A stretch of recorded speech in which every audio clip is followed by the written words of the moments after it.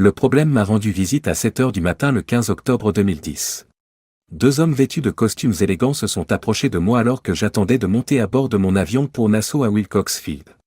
Ils se sont arrêtés devant moi et j'ai levé mon iPad pour rencontrer les deux visages sans expression. « Monsieur Cavanaugh, voulez-vous venir avec nous, s'il vous plaît ?» a dit quelqu'un. Ils étaient polis, ils ont même dit « s'il vous plaît ». « Qui êtes-vous et que voulez-vous » ai-je répondu. Le deuxième homme a dit « Je suis l'agent spécial Washington et voici l'agent spécial Brown. Nous sommes du FBI. » J'ai dit « Puis-je voir une pièce d'identité ?» Les images des badges plastifiés qu'ils avaient fabriqués correspondaient. Je les ai crus sur parole car je n'avais aucune idée de ce à quoi ressemblait un véritable badge du FBI. Washington a fait remarquer « Je crains que nous ne soyons ici pour vous arrêter. Vous êtes accusé de délit d'initié par la Security and Exchange Commission. Voulez-vous venir avec nous, s'il vous plaît ?» Je me suis levé, je les ai suivis dans une pièce avec une table et 4 chaises, et j'ai franchi une porte. Ils ont sorti une paire de menottes et m'ont expliqué mes droits. Je me suis demandé si j'avais bien raison. Il s'est avéré que l'affirmation « ils vont me faire traverser l'aéroport menotté pour délit d'initié » n'était que partiellement vraie. Ils m'ont laissé dissimuler les menottes aux yeux des badauds en portant ma veste. Ils ont pris le contrôle de mon iPad, m'ont emmené à leur siège de Miramar et m'ont séparé dans une autre pièce. Celle-ci ne contenait que 3 chaises. 30 minutes plus tard, les agents Washington et Brown sont entrés et ont pris place. Ils m'ont lu la liste des charges. Ils m'ont dit que j'étais membre d'un groupe qui avait amassé plus de 100 millions de dollars grâce à nos farces et que j'avais participé à un plan de piratage visant à obtenir des communiqués de presse d'entreprise avant qu'ils ne soient publiés. Ils avaient certaines questions à me poser. « Agent, je m'excuse », ai-je dit. Ils ont essayé de me persuader qu'il serait dans mon intérêt de répondre à leurs questions, mais je suis resté sur mes positions.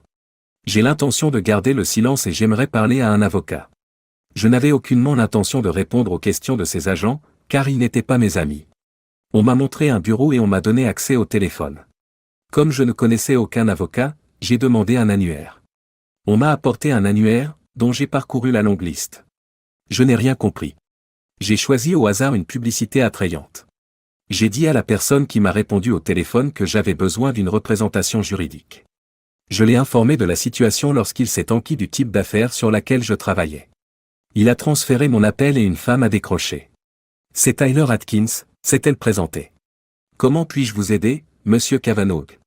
Après avoir passé tout en revue, elle m'a conseillé de me taire et m'a dit qu'elle serait là dans 1 heure. Je suis retourné dans ma chambre et je me suis calmé. Au bout d'une demi-heure, la porte s'est ouverte et l'une des plus belles femmes que j'ai jamais vues est entrée. Elle devait mesurer environ 1,80 mètres, son teint était celui d'une femme claire. Son teint était celui d'une rousse claire et crémeuse, ses cheveux étaient d'un roux flamboyant et elle avait un visage de mannequin. Ses jambes dans cette jupe s'étendaient à l'infini et ses yeux avaient la couleur des glaciers. Elle était vraiment belle. Elle m'a serré la main et m'a présenté. Sa poigne était solide et ses doigts étaient longs, délicats et froids. J'ai estimé son âge à une 40aine d'années. Il se trouve que j'avais 7 ans de trop. Elle s'est assise sur une chaise et a passé en revue les charges.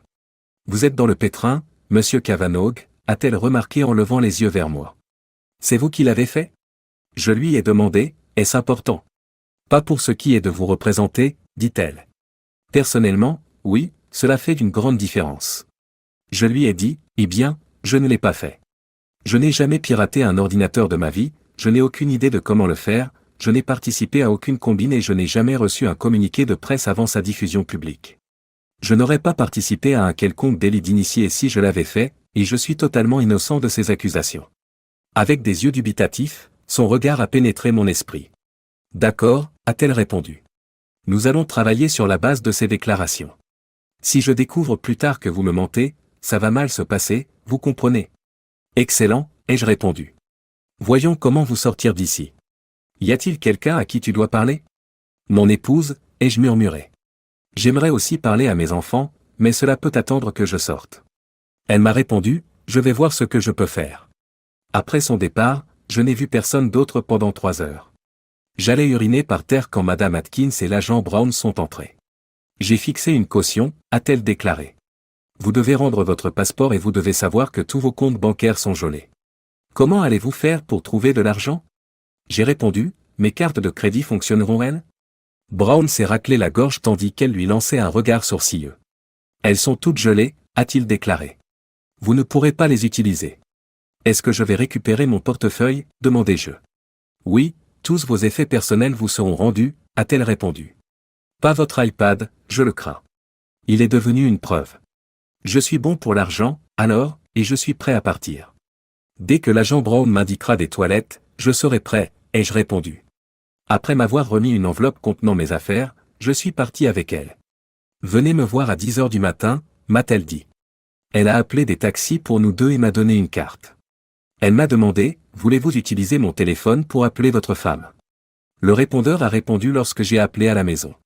Je lui ai rendu son téléphone et lui ai laissé un bref message indiquant que je rentrerais dans 1 heure et que mon voyage était annulé. Lorsque les taxis sont arrivés, je suis rentré chez moi. Il n'y avait personne à la maison quand je suis arrivé, alors je me suis préparé quelque chose à manger.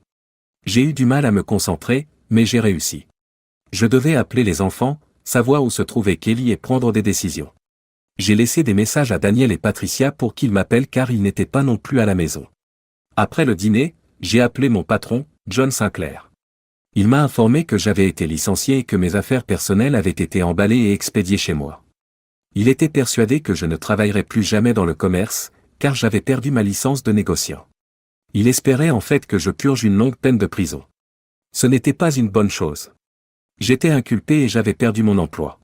Ce soir-là, Kelly n'est pas rentrée chez elle et l'appel que je lui ai passé est tombé directement sur la boîte vocale. Elle me quittait manifestement, même si je n'avais aucune idée de ce qu'elle avait entendu ou si elle avait entendu quoi que ce soit. Fantastique. Je m'inquiétais maintenant pour les enfants. Que avait-il entendu? J'étais certaine que Kelly leur avait parlé si elle l'avait entendu. Je me suis présenté à la réunion matinale prévue avec Madame Atkins. Elle m'a informé que nous devions suivre de nombreuses traces écrites. Cela allait prendre du temps. Monsieur Cavanaugh, comment allez-vous me payer pour vous défendre? Je lui ai assuré que ce ne serait pas un problème si j'étais déclaré non coupable. Il serait peut-être dans votre intérêt de faire en sorte que cela se produise. Elle s'est esclaffée. J'en ai conclu que j'aimais l'entendre rire. J'avais l'intention de la pousser à le faire plus souvent. Elle a dit, nous avons une grande journée devant nous, commençons. Que pensez-vous qu'il se soit passé et comment allez-vous m'aider à prouver votre innocence? J'ai demandé une liste des noms de tous les participants. Elle a prétendu qu'il n'avait pas encore terminé la découverte et qu'en réalité, elle ne savait rien.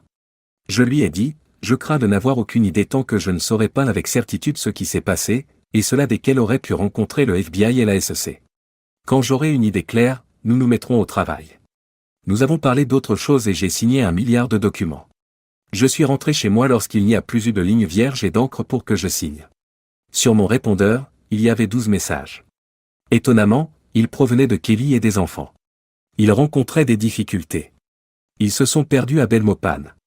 Elle ne pouvait pas utiliser ses cartes de crédit. Cela n'a rien d'étonnant.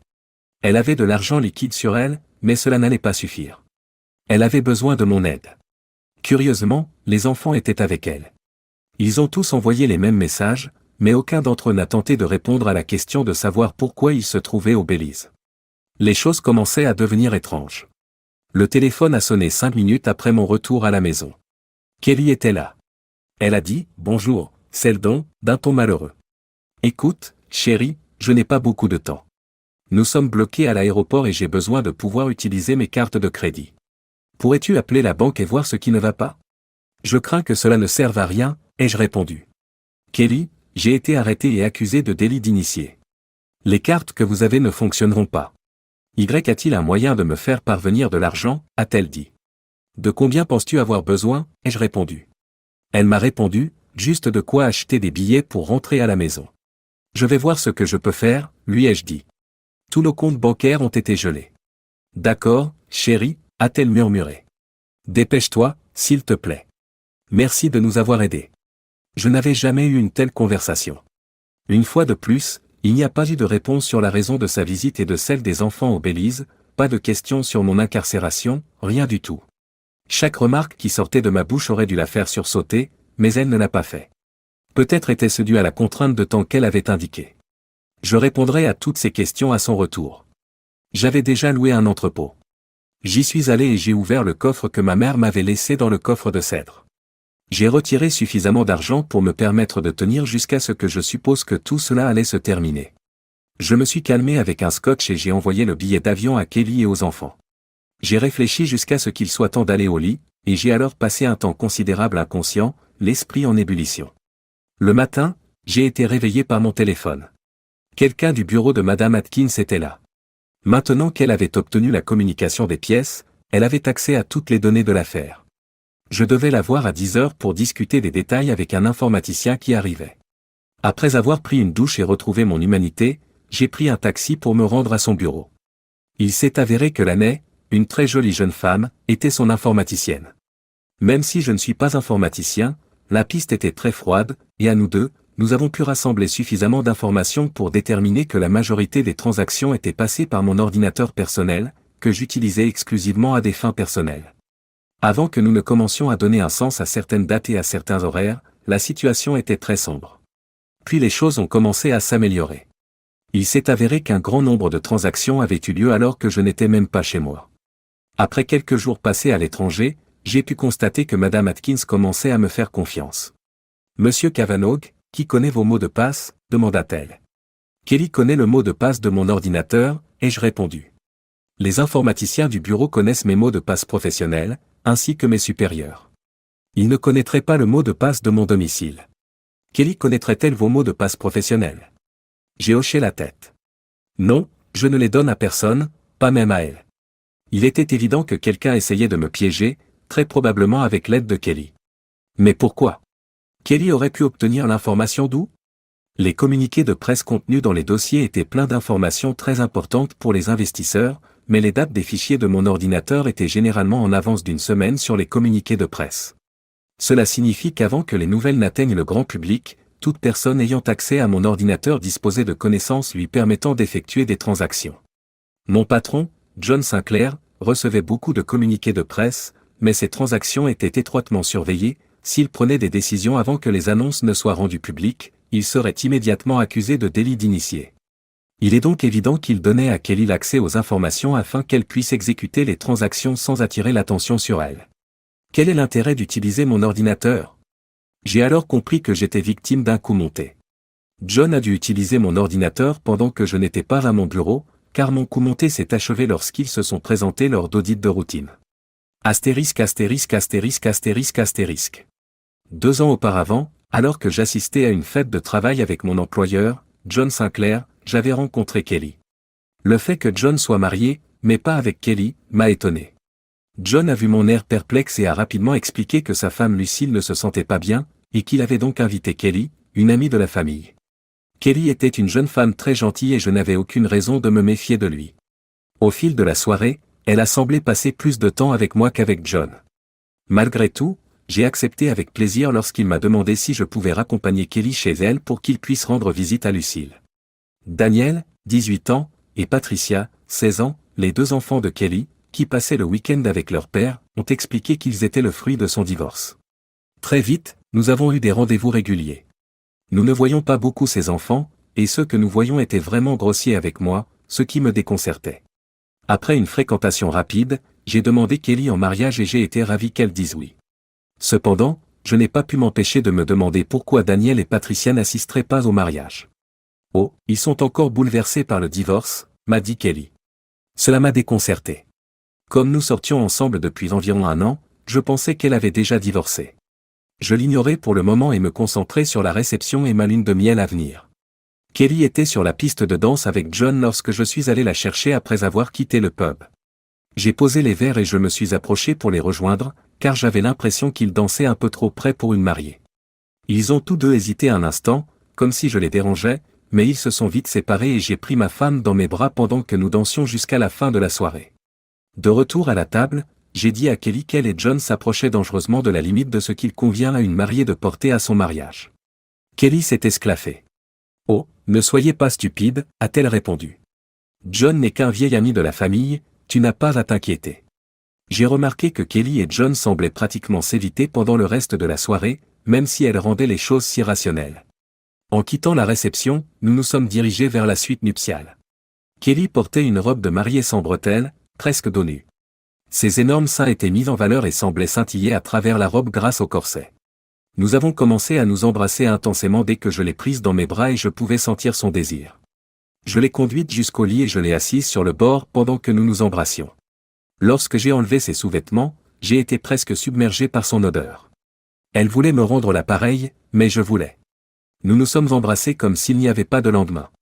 Bientôt, une connexion s'est établie entre nous, même si je n'étais pas sûr de savoir qui était le responsable, car c'était si beau. Nous nous sommes retrouvés et avons fini par nous endormir dans les bras l'un de l'autre. Nous sommes partis en lune de miel tôt le lendemain matin, et nous sommes revenus dans le monde réel bien trop vite. Nous nous sommes habitués à un emploi du temps très classique. Quel chemin à parcourir, mais je vous jure que j'ai cru qu'elle allait me baiser à mort. Patricia et Daniel, c'était une autre histoire. Kelly a continué à balayer le problème du revers de la main alors qu'il refusait même d'essayer d'établir quoi que ce soit qui se rapproche d'une relation avec moi. Enfin, j'ai admis que c'était ce que c'était et j'ai espéré qu'avec le temps, les choses s'amélioreraient. Quelques semaines plus tard, en rentrant du travail, j'ai trouvé Daniel et Patricia assis dans le salon. J'ai crié bonjour, m'attendant à une réponse, mais je n'ai eu droit qu'à quelques grognements en retour. J'ai dit, votre mère est là. Immobile. J'ai dit, ta mère est là. Patricia a hésité, mais Daniel n'a rien dit. Elle a dit, elle prend une douche à l'étage. Après être resté un moment sans rien dire, j'ai décidé que c'en était assez de ces conneries. Écoutez, ai-je répondu, il est évident que vous ne vous souciez pas beaucoup de moi, et je suppose que ce n'est pas inhabituel dans les seconds mariages, mais vous semblez me détester, et si nous voulons former une famille, il va falloir que vous passiez outre. Le silence se prolonge et Patricia prend enfin la parole. Nous te détestons, dit-elle, et nous te détesterons toujours parce que tu as brisé notre famille. Qu'est-ce que tu racontes?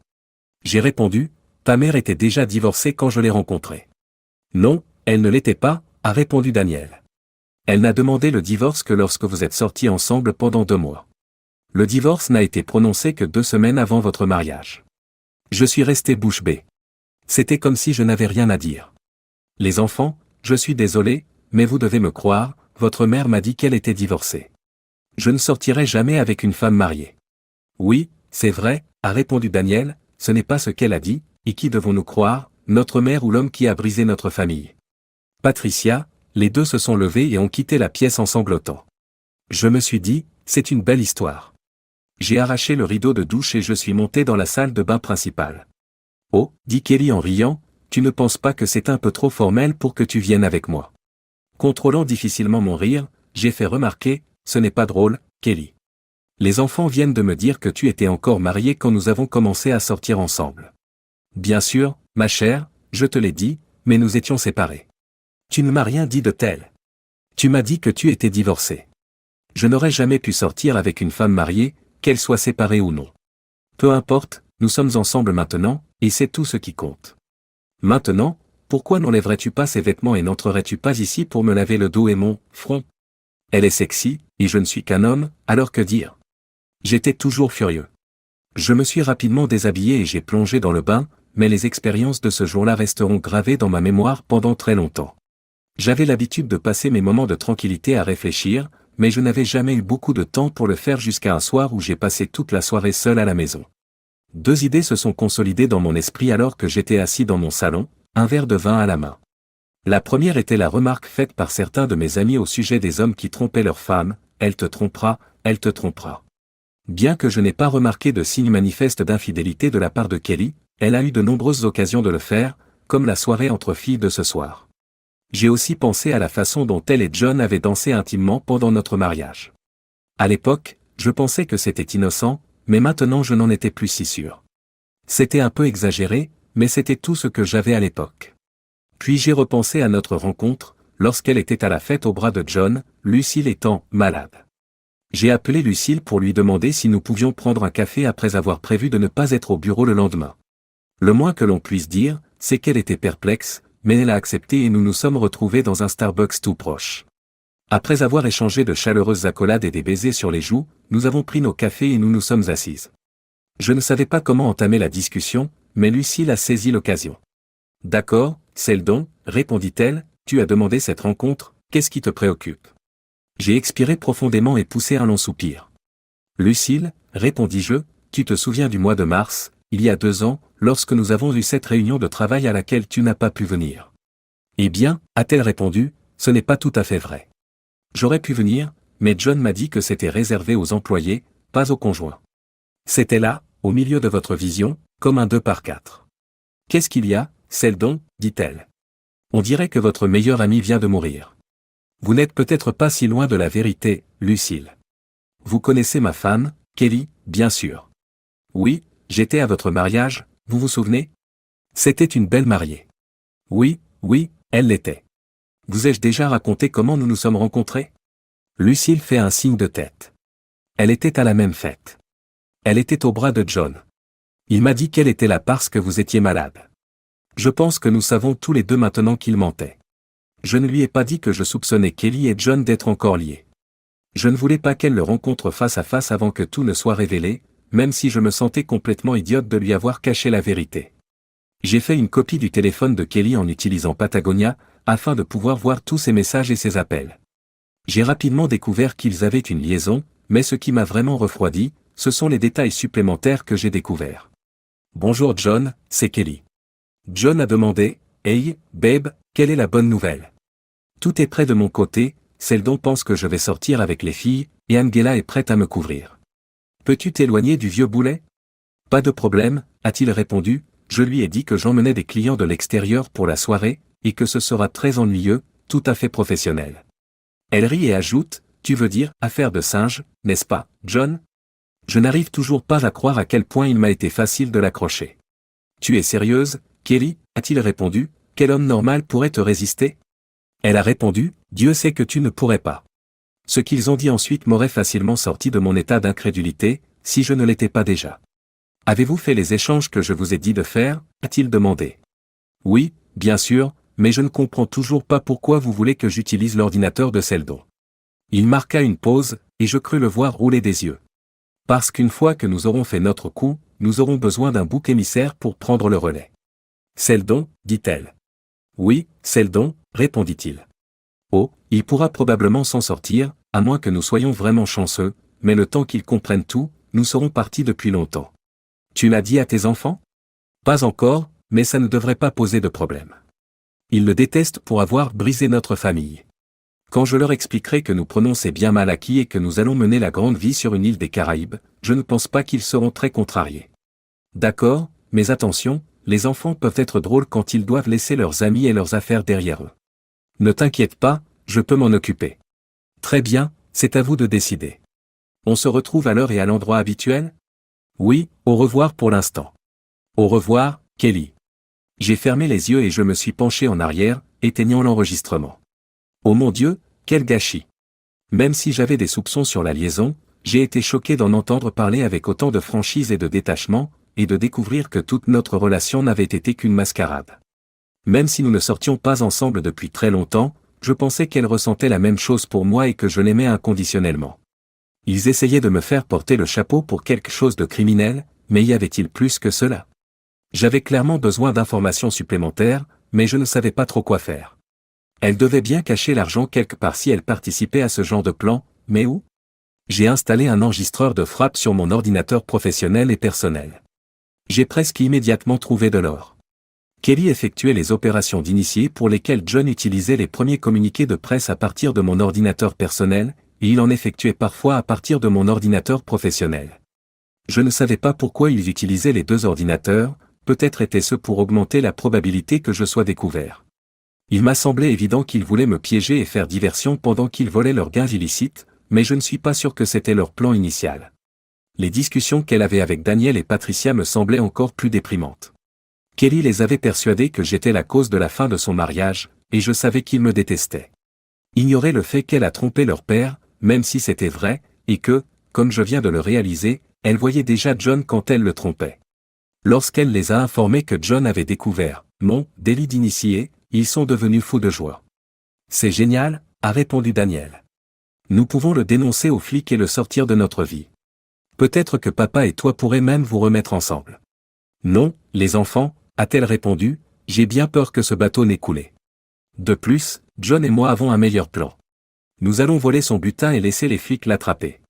Cela signifie que nous devrons quitter le pays pendant un certain temps, mais nous vivrons sur une belle île dans les Caraïbes. Et l'école, et nos amis? Nous nous arrangerons, ne t'inquiète pas. Nous aurons beaucoup d'argent, vous pourrez peut-être inviter vos amis en vacances, et une fois que votre beau-père sera en prison, nous devrions pouvoir revenir. Je n'ai pas pu dire si les enfants y croyaient vraiment, mais ils n'ont plus protesté. Une enquête ultérieure a révélé qu'il transférait l'argent sur un compte bancaire bélizien. Grâce à l'enregistreur de frappe, j'ai pu accéder à ce compte. Bien que je n'ai aucune idée de ce qui allait se passer, je me suis dit qu'il y avait fort à parier que j'aurais besoin d'une source de financement immédiate. J'ai commencé à retirer sporadiquement de l'argent de nos comptes d'épargne et de chèques, généralement pour des montants différents et jamais assez importants pour attirer l'attention. Dès que j'en avais assez, je le cachais dans un coffre-fort que j'avais dans une unité de stockage. J'avais acheté un ordinateur portable tout neuf. J'ai eu vent de leur départ imminent, j'ai donc consulté son compte et j'ai transféré les fonds vers une autre banque de la Barbade. Je l'ai déplacé un peu partout jusqu'à ce qu'il se retrouve dans une banque des îles Caïmans. J'ai appris que Kelly et les enfants se rendaient au Belize peu après mon départ pour l'aéroport. Ils n'ont pas précisé pourquoi John était resté, mais je suppose que c'était pour qu'il puisse finir de me piéger. C'est à ce moment-là que l'aimable FBI a appelé. L'arrivée à l'aéroport pour récupérer Kelly et les enfants a été une autre expérience étrange. Daniel et Patricia se tenaient là, l'air aussi confus que possible, tandis que Kelly se précipitait vers moi et me passait les bras autour du cou. Je lui avais parlé lorsqu'elle était bloquée à Belize, et elle n'avait jamais manifesté de surprise ou d'inquiétude à propos de mes problèmes juridiques. Je ne savais pas ce que j'allais faire, je n'avais pas d'argent et les cartes de crédit ne fonctionnaient pas. Oui, Kelly, ai-je répondu, je comprends tout cela, mais que faisais-tu au Belize? Nous n'avions pas parlé de voyage, et pourquoi n'avais-tu pas de billets aller-retour? Tu as sûrement acheté des billets aller-retour? Oh, chérie, ne parlons pas de ça maintenant, je veux juste rentrer à la maison et décompresser. Après s'être entassés dans ma voiture, nous avons tous pris le chemin de la maison. D'accord, Kelly, j'ai compris, ai-je répondu. Mais je n'avais pas réalisé à quel point je comprenais. Elle a appelé John après 15 minutes d'absence. Oh, John, dit-elle. C'était horrible. Je suis allé à la banque comme tu me l'avais dit, et l'argent avait disparu. Que veux-tu dire par « disparu » ? Juste ce que j'ai dit. Le compte avait été fermé et l'argent transféré dans une banque de la Barbade. Quand j'ai appelé la banque là-bas, ils n'ont rien voulu me dire parce que je n'avais pas les bons codes d'accès. Vous n'avez rien fait, n'est-ce pas, John? Non, bien sûr que non, a-t-il répondu. Pourquoi ferais-je une chose pareille? Oh, je ne sais pas, a-t-elle répondu, peut-être pour que tu puisses tout garder pour toi. Kelly, voyons, après tout ce que nous avons traversé, après tout ce que nous avons signifié l'un pour l'autre, tu sais sûrement que je ne pourrai jamais te trahir. Elle a raccroché. Je suppose que non, dit-elle. Mais tu ferais mieux d'espérer que je ne découvre pas que tu l'as fait. Les choses se passaient encore mieux que je ne l'avais prévu. J'avais réussi à semer la suspicion entre eux. Cela ne pouvait que faciliter mes plans. Kelly revint dans la pièce, paraissant si innocente et inquiète que j'étais sur le point de la croire. Alors, dis-moi, Seldon, répondit-elle, qu'est-ce que c'est que cette histoire d'arrestation? Un délit d'initié. J'aimerais bien le savoir, Kelly, ai-je répondu. J'étais à l'aéroport, j'attendais mon vol pour Nassau, quand 2 agents du FBI se sont approchés de moi et m'ont arrêté. Mais pourquoi? Apparemment, ils ont trouvé sur mon ordinateur des communiqués de presse antérieurs, avec des métiers basés sur les informations qu'ils contenaient. Je n'ai aucune idée de la raison pour laquelle ils ont vérifié mon ordinateur, et encore moins de la manière dont les informations s'y sont retrouvées. Elle demande, c'est vous qui l'avez fait? Quoi? Allez, Kelly, tu me connais sûrement mieux que ça. Je suis désolé, a-t-elle répondu, je devais demander. Comment l'information s'est-elle retrouvée sur votre ordinateur? C'est là que ça devient vraiment intéressant, ai-je répondu. La plupart des activités sur l'ordinateur ont eu lieu lorsque je n'étais pas en ville. Cela a un peu surpris Kelly, mais elle a immédiatement rebondi. Alors, comment penses-tu qu'ils sont arrivés là? Eh bien, ai-je répondu, c'est la question à 64 000 $, n'est-ce pas? Que voulez-vous dire? Je pense que c'est évident. Avez-vous une idée de la façon dont ils sont arrivés là? Bien sûr que non, Seldon, répondit-elle. Où pourrais-je trouver cette information, et encore moins savoir quoi en faire? Oui, bien sûr, pensais-je, je te crois aussi loin que je peux te lancer. D'accord, Kelly, je te crois, ai-je répondu. Je suppose que nous devrons attendre que les enquêteurs aient terminé leur travail. Elle regardait autour d'elle avec anxiété, et alors que je sortais de la pièce et que je mettais la main dans ma poche pour en sortir mon téléphone, je pouvais sentir la transpiration du flop. J'ai su qu'elle était au téléphone presque rapidement, et ce n'était pas une surprise que ce soit avec John Sinclair. Elle a dit « John, dès qu'il a répondu. Il sait, Seldon sait. Je ne sais pas comment il le sait, mais il le sait. Calme-toi, Kelly, répondit-il, il est impossible qu'il sache quoi que ce soit, s'il le savait, il aurait déjà fait venir les flics sur nous. Je suppose que tu as raison, a-t-elle répondu, mais il y a quelque chose d'étrange qui se passe, et où est passé l'argent? Si tu ne l'as pas pris et si je ne l'ai pas pris, alors qui l'a fait? J'aimerais le savoir, Kelly, j'aimerais le savoir. La fois suivante où j'ai rencontré Madame Atkins a été vraiment fascinante. Elle avait parlé au procureur, qui reconnaissait que les preuves semblaient me disculper, mais il n'était pas tout à fait certain que je n'étais pas impliqué d'une manière ou d'une autre. Étant donné que les transactions ont été effectuées sur mon PC, ce n'était pas tout à fait anormal. Une troisième complication a été le développement de mes sentiments pour Madame Atkins. Bien sûr, lorsque je l'ai rencontrée pour la première fois, je l'ai trouvée très belle, mais au fur et à mesure que je travaillais avec elle sur mon affaire, sa sensualité pure a submergé mes sens, et elle avait un intellect et une personnalité qui allaient de pair. Elle a rejeté avec tact toutes mes tentatives de faire évoluer notre relation au-delà d'une relation d'affaires et, lorsque j'ai pris trop d'assurance, elle m'a rappelé que j'étais son client et qu'il était contraire à l'éthique qu'elle entretienne une relation personnelle avec moi. J'ai tenté de lui rétorquer qu'elle devrait travailler encore plus dur pour moi, mais elle s'est contentée de secouer la tête et de m'adresser son incroyable petit rire. J'étais déterminé à avoir cette femme, même si je n'avais aucune idée de la façon dont j'y parviendrais. Après l'interrogatoire de Kelly, le bruit a couru qu'elle tentait toujours de me discréditer. C'est alors qu'elle est venue me voir en pleurant. Seldon, je t'en prie, tu dois savoir que je suis innocente. Je n'essaierai jamais de te piéger. Je t'aime. Je devais me forcer à ne pas lui rire au nez. Je sais, Kelly, je sais. Ne t'inquiète pas, tout ira bien. Est-il possible que quelqu'un d'autre ait pu accéder à mon ordinateur? Quelqu'un d'autre est-il entré dans la maison? Je ne savais pas si John l'avait trompée pendant qu'elle vivait avec nous, mais je ne voyais pas pourquoi ce ne serait pas le cas. Elle a répondu, non, Seldon, bien sûr que non. Mon Dieu, c'était si juste, et pourtant je me sentais si horrible, car elle méritait vraiment tout ce qui lui arrivait. C'était peut-être les enfants.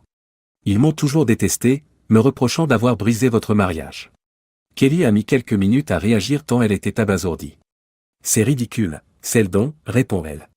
Même s'il te déteste autant que tu le dis, où pourrait-il trouver cette information? Eh bien, si ce n'est pas eux, et que personne d'autre n'est venu ici, alors ce doit être. Kelly se couvre la bouche avec sa paume et quitte la pièce en courant.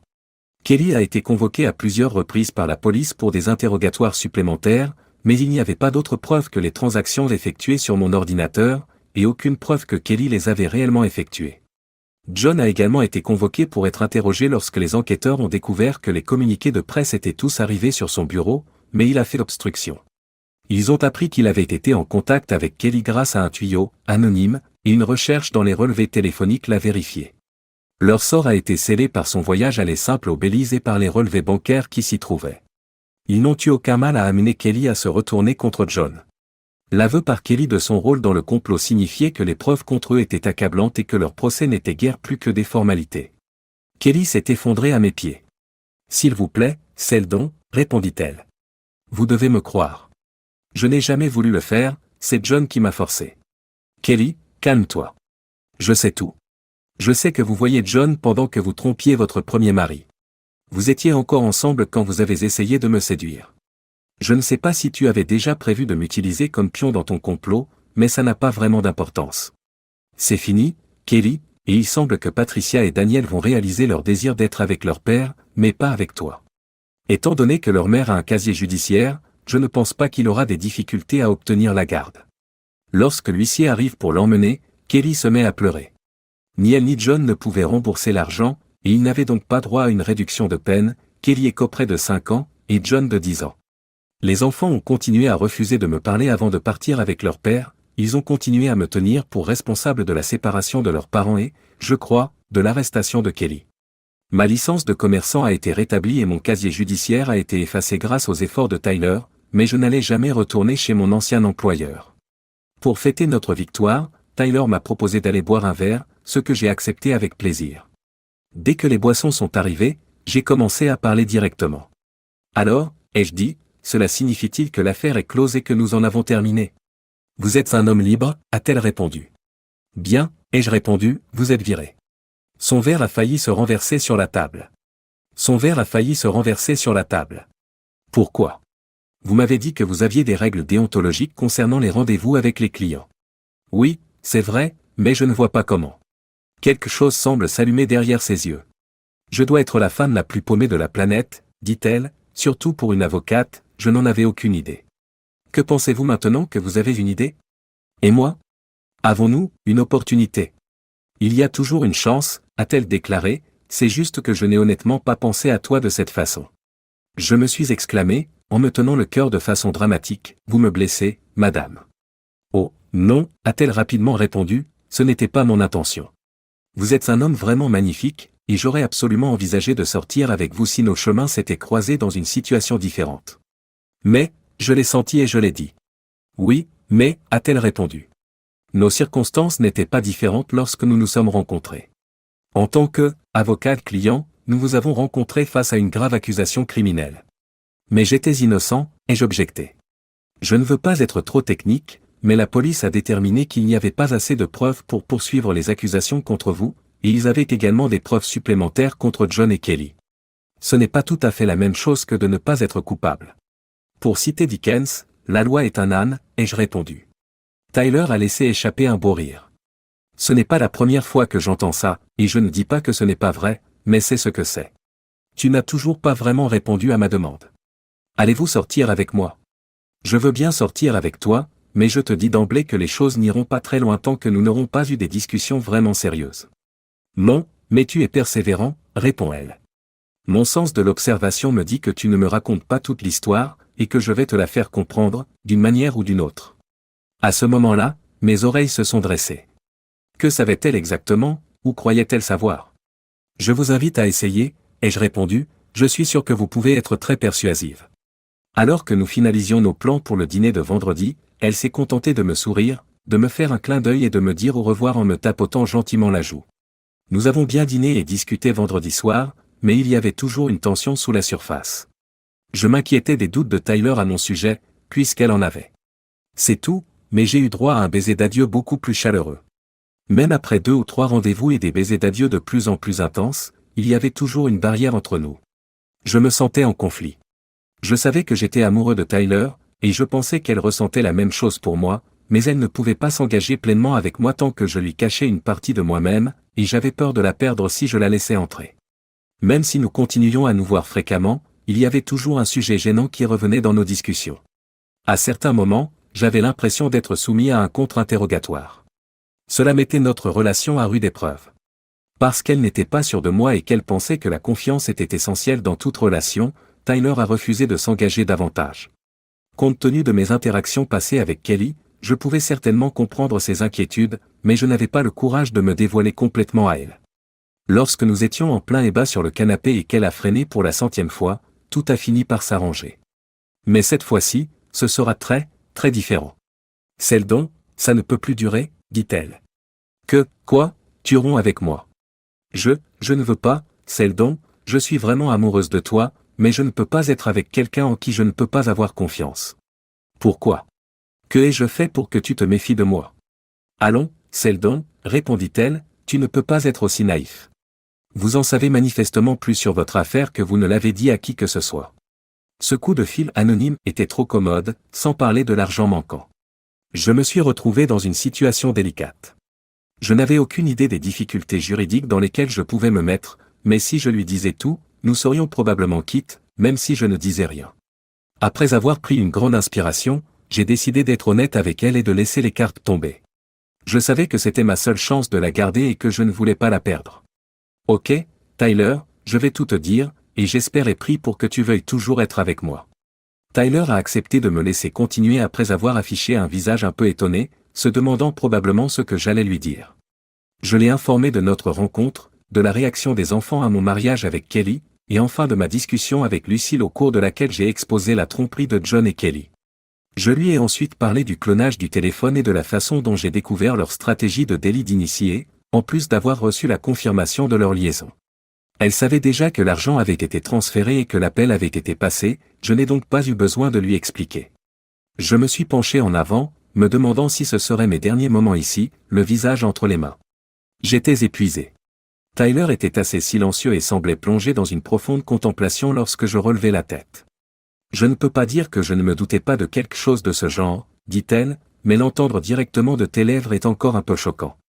J'ai compris et j'ai acquiescé. Je te comprends, ai-je répondu, mais où cela nous mène-t-il? Je ne peux pas le dire tout de suite. Je vais avoir besoin d'un peu de temps pour digérer tout ça. Je pense que vous devriez partir pour l'instant, je vous appellerai quand je serai prêt. Après un bref moment d'hésitation, j'ai conclu qu'honorer ses demandes était ma meilleure option. Je me suis levé, je l'ai embrassé et je suis parti. Les jours les plus difficiles de ma vie ont été ceux qui ont suivi.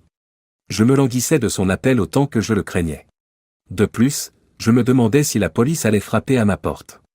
Le vendredi suivant, mon téléphone a sonné et Tyler était sur l'afficheur. J'étais un peu nerveuse lorsque j'ai décroché. « Bonjour, Tyler », dis-je en tremblant. « Bonjour, Seldon, j'ai pris une décision. Pourrais-tu venir vers 19h pour dîner et ensuite nous parlerons ? » « Bien sûr, Tyler, tout ce que tu voudras. » Nous avons raccroché après avoir fait nos adieux, et je me suis senti un peu soulagé qu'elle soit prête à communiquer plutôt que de me dire de me perdre. Elle s'est penchée et m'a embrassé sur les lèvres quand j'ai sonné, et je l'ai suivie dans la cuisine. Je suis allé chercher un Pepsi dans le réfrigérateur et je me suis assis à la table pendant qu'elle m'éloignait de la cuisinière, ne sachant pas si j'aurais de l'appétit ou si je serais capable de garder quelque chose pour moi. Nous nous sommes contentés de parler à bâtons rompus pendant notre agréable dîner. Heureusement, le repas était plutôt léger, car je ne pense pas que j'aurais pu supporter un repas plus copieux. Une fois le repas terminé, nous sommes allés dans son salon et nous nous sommes assis aux extrémités opposées de son canapé, et elle m'a laissé l'aider à faire le ménage. Nous restâmes assis en silence pendant quelques minutes, je ne voulais pas la presser, car il était clair qu'elle avait besoin de temps pour se ressaisir. « Seldon, commença-t-elle, je ne peux pas dire que je ne suis pas blessé que tu m'aies caché cela quand nous avons commencé à sortir ensemble, et je suis déçu que tu ne m'aies pas dit tout cela quand j'ai pris ton affaire en main. J'étais ton avocat, tu aurais pu et dû me faire confiance. Cela dit, je comprends qu'il t'ait été difficile de t'ouvrir à qui que ce soit, même à moi, parce que tu t'es senti trahi. Même si j'ai dû vous tordre un peu le bras, j'apprécie aussi que vous ayez été honnête. » Elle me sourit avec malice. « En fait, ma décision a été assez simple à prendre en fin de compte. Seldon, je sais que tu m'aimes, et je t'aime aussi. Avant de poursuivre notre relation, j'ai une exigence. J'espère ne pas m'avancer, mais je ferai n'importe quoi pour toi, Tyler. Je m'attendais à cette déclaration de ta part. Rassure-toi, je n'anticipe aucun problème pour toi. Qu'est-ce qu'il y a, Tyler, le suspense me tue. Seldon, c'est une question d'argent. Je ne me sens pas à l'aise à l'idée de garder cet argent. Quelles sont les actions à notre disposition ? Ce n'est pas comme s'il était possible de déterminer qui a droit à l'argent. En fait, c'est ce à quoi j'ai passé beaucoup de temps à réfléchir, et je pense que j'ai la réponse. Tyler, qu'est-ce que c'est ? L'argent ne sert définitivement à rien là où il est, ai-je demandé. C'est un choix de mots intéressant, Seldon, parce que ce que je pensais, c'était d'en faire quelque chose de bien. Avez-vous pensé à quelque chose en particulier ? Presque tout ce que vous voulez faire est acceptable pour moi. Mes parents sont tous deux décédés d'un cancer, comme vous le savez. Je veux en faire don à l'étude du cancer. C'est une merveilleuse idée, Tyler, je commencerai à prendre les dispositions nécessaires dès demain à la première heure. Je commençais à penser sincèrement que tout irait bien quand Tyler s'est approché, s'est assis sur mes genoux et m'a embrassé longuement. Alors, Tyler, qu'est-ce qu'on fait maintenant ? Je te suggère de m'emmener au lit. Nous étions allés jusqu'à jouer avec ses seins nus, j'étais donc choqué. Sors ton esprit du caniveau, Seldon, je veux juste m'endormir dans tes bras. Bien sûr. Naturellement, ai-je bredouillé, et elle a ri de ma réponse. Une fois à l'étage, elle m'a permis d'utiliser les toilettes en premier, en me donnant une brosse à dents supplémentaire, et en 10 minutes, j'avais fini d'utiliser les toilettes, de m'habiller et de me brosser les dents. Je sortais quand elle est entrée. Elle m'a nargué, ne m'attendez pas à ce que je sois aussi rapide. J'ai fait le lit, je me suis déshabillé jusqu'à la culotte et je me suis allongé sous les couvertures, regardant la transformation de ma vie, les mains derrière la tête.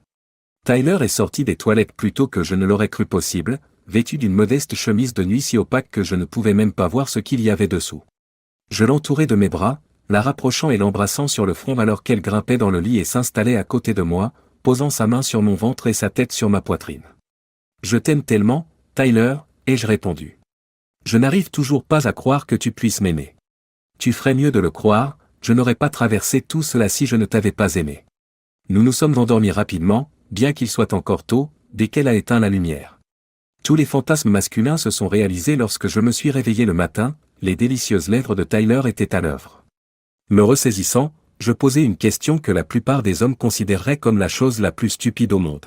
« Tyler, qu'est-ce que tu fais ?» demandai-je. « J'ai supposé que tu préférais rester en dehors de ça. » Elle a hésité suffisamment longtemps pour me regarder à nouveau. Je comprends pourquoi tu as eu cette impression, poursuit-elle, mais je voulais le faire depuis longtemps, mais je ne pouvais pas me le permettre tant que nous n'avions pas résolu d'autres problèmes. Après cela, elle est retournée au travail et je me suis abstenu de parler cette fois, je me suis détendu et j'ai profité du moment. Après cela, j'ai commencé à l'embrasser sur les lèvres et elle a semblé un peu réticente, mais voyant que je n'étais pas inquiet, elle m'a rendu mon baiser avec enthousiasme. J'ai embrassé son cou et je suis descendu doucement le long de son corps. Oh, Seldon, chérie, je crois que je ne me suis jamais senti aussi bien que maintenant de toute ma vie. J'ai l'intention que ce soit le premier d'une longue série, répondis-je. Tu veux utiliser le sexe pour me tuer? Elle s'est mise à rire. J'ai répondu, si c'est le cas, je t'accompagne. Tyler est une grande femme et je ne suis pas très lourd, mais même ainsi, elle était bien coincée et se sentait fantastiquement bien quand je me balançais d'avant en arrière très lentement. Je me suis retenu aussi longtemps que j'ai pu, mais quand j'ai été prêt à abandonner, j'ai senti que Tyler était prête. Nous nous sommes retournés et avons souri l'un à l'autre alors que je roulais sur elle. C'était merveilleux, a-t-elle répondu, mais la prochaine fois, c'est moi qui serai dessus. J'ai répondu, ça ne me dérange pas, et nous nous sommes embrassés, après quoi nous avons sombré dans le sommeil. Le lendemain, j'ai commencé à transférer des fonds des îles Caïmans et à faire des contributions anonymes à plusieurs groupes de recherche et de traitement du cancer, chacune d'entre elles étant suffisamment importante pour être reconnue et avoir de l'importance, mais pas au point d'attirer indûment l'attention. Ces dernières années, ma vie a ressemblé à un puzzle auquel il manquait la dernière pièce. On a frappé avec hésitation à la porte d'entrée alors que Tyler et moi étions en train de déguster nos boissons d'après-dîner dans notre salon. Alors que je me levais pour répondre, j'ai été stupéfait de voir Patricia et Daniel debout, semblant vraiment inquiets. « C'est ? Pouvons-nous entrer ?» demanda Daniel. « Bien sûr, répondis-je, perplexe, en leur faisant signe d'entrer avant de fermer la porte. Tyler se lève tandis qu'ils me suivent dans le salon. Voici, Tyler. Patricia et Daniel, mes beaux enfants. Tyler leur serra la main, surpris. Asseyez-vous, s'il vous plaît, plaida-t-elle. Voulez-vous un verre? Patricia secoua la tête lorsque Daniel lui jeta un coup d'œil. Non, répondit-il, je ne pense pas que nous en ayons pour longtemps. J'ai répondu, d'accord, alors pourquoi êtes-vous ici? Nous sommes ici pour nous excuser, a déclaré Daniel. Je ne m'attendais pas à cela. Des excuses? Pour quelle raison devriez-vous vous excuser? Pour la façon dont nous vous avons traité, a-t-il répondu.